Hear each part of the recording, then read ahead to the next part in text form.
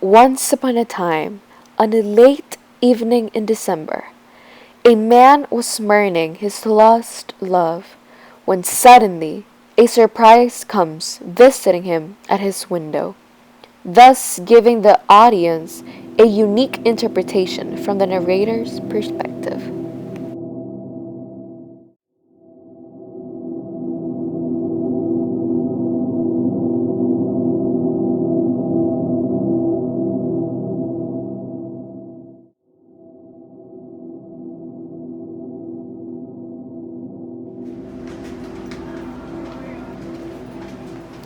Once upon a midnight dreary, while I pondered, weak and weary, over many a quaint and curious volume of forgotten lore, while I nodded nearly napping, suddenly there came a tapping, as of someone gently rapping at my chamber door. "'Tis some visitor," I muttered, tapping at my chamber door. "Only this and nothing more."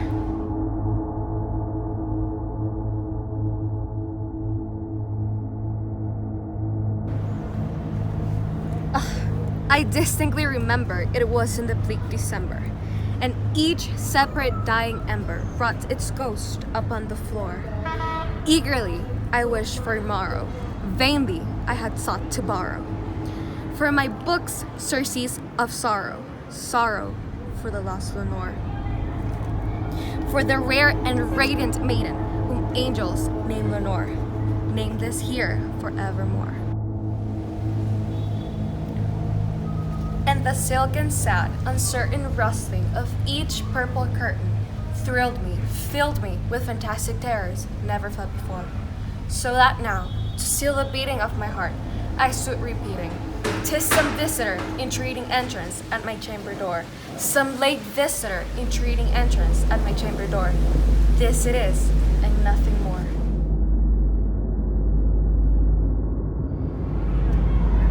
Presently my soul grew stronger, hesitating then no longer. "Sir," said I, "or madam, truly your forgiveness I implore.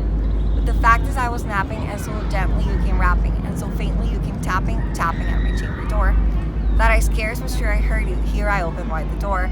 Darkness there, and nothing more."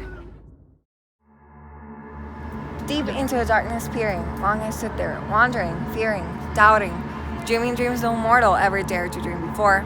But the silence was unbroken, and the stillness gave no token, and the only word there spoken was the whispered word, "Lenore?" This I whispered, and an echo murmured back the word, "Lenore." Merely this, and nothing more. Back into the chamber turning, all my soul within me burning. Soon again I heard a tapping, somewhat louder than before. "Surely," said I, "surely that is something on my window lattice.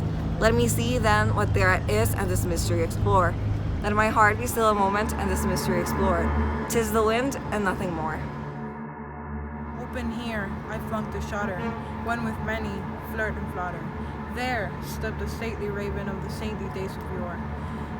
Not the least obeisance made he, not a minute stop or stayed he, but with mien of lord or lady, perched upon a bustle palace just above my chamber door, perched and sat and nothing more. Then this ebony bird, begilding my sad fancy into smiling, by the grave and stern, the calm of the countenance it wore, though thy crest be shorn and shaven, though, I said, ask shore, no craven. Ghastly grim and nature raven, wandering the nightly shore, tell me what thy lordly name is on the night's Plutonian shore. Quoth the raven, nevermore. Much I marvel this ungainly fowl, to hear discourse so plainly, though its answer little meaning, little relevancy it bore. We cannot help agreeing that no living human being ever yet was blessed with seeing bird above his chamber door, bird or beast upon the sculptured bust above the chamber door, with such name as Nevermore. But the raven sitting lonely on the placid bust spoke only that one word, as if his soul in that one word hid it outpour. Nothing farther than he uttered, not a feather than he fluttered, till I scarcely more than muttered, "Other friends have flown before. On the morrow he will leave me as my hopes have flown before." Then the bird said, nevermore. As herald the stillness, broken by replies to aptly spoken. Doubtless that what it utters is it only stock and store, cut from some unhappy master whom merciful disaster followed fast and followed faster, till his songs one word and more, till the dirges of his hope that melancholy burden bore of never, nevermore. But the raven still beguiling my sad fancy into smiling, straight I willy caution seen in front of bird, and bossed and door. Then opened the velvet sinking, I betook myself to linking, fancy unto fancy, thinking this ominous bird of yore, what the grim, ungainly, gaunt, and ominous bird of yore, meant in croaking nevermore. Here I sat, gazing, but no syllable expressing, to the false whose fiery eyes now burning to my bosom's core. This and more I sat divining, with my head to his reclining, on the cushion's velvet lining that the lamplight glowed o'er. But whose velvet violet lining that the lamplight gloating o'er? She shall press on nevermore. Then, methought the argo dancer, perfumed from Mendelssohn's censer, swung by seraphim whose footfalls tingled on the two floor. Wretch, I cried, the God held in thee, and these angels he has in thee. Respite, respite, and nepenthe, by these memories, by thy memories of the Lord. Quaff, O quaff and nepenthe, forget this lust and lore, quoth the raven, nevermore. Prophet, said I, think of evil, prophet still, if word of devil. What the tempter said, what tempters sought tossed, thy hero sword. Desolated, yet all undaunted, by these desert land enchanted, on this home by horror haunted.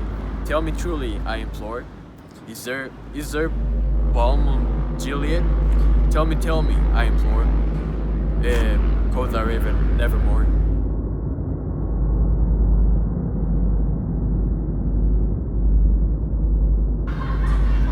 Prophet, said I, thing of evil, prophet still, if bird or devil, by the heaven that bends above us, by the God that we both adore, tell his soul of sorrow to let it in within the distance Aden.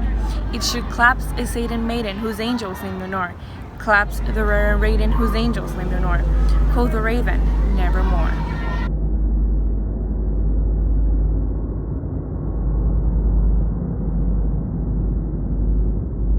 Be that word or sign of parting, bird or fiend, I shrieked upstarting, get thee back into the templets and night plutonium shore. Leave no black plume as a token of that lie, thy soul hath spoken, leave my loneliness unbroken. Quit the bust from off my door, take thy big from off my heart and that form from off my door, quoth the raven, nevermore.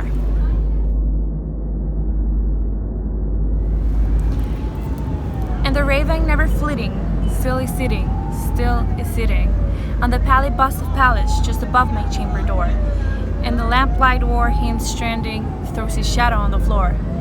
And my soul from off that shadow that lies floating on the floor shall be lifted nevermore.